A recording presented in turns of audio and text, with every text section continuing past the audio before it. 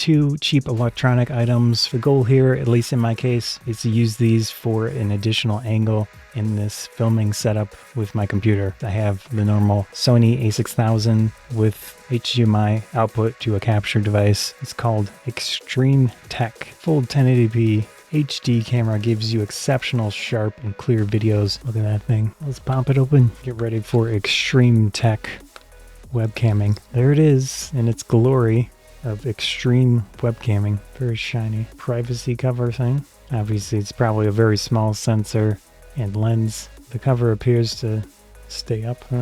Yeah, so okay, it does move.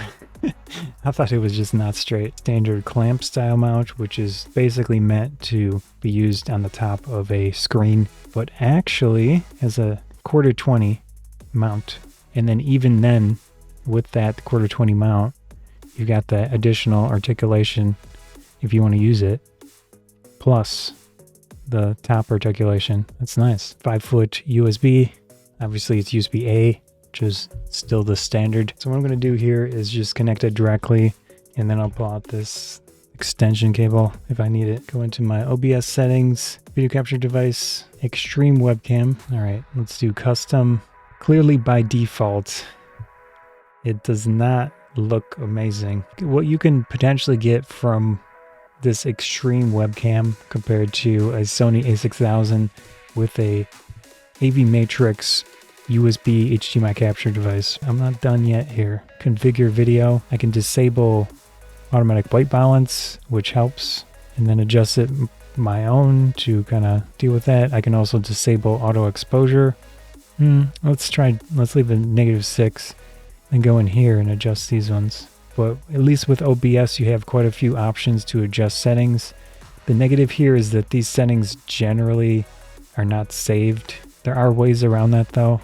But yeah, it's not the worst thing ever. It's a little concerning that the hue adjustment doesn't do anything, because most webcams I've used, the hue adjustment actually functions. When you set it up manually in OBS, it looks much better than the default settings by far. If you want to do a very cheap streaming setup, it's good enough, right?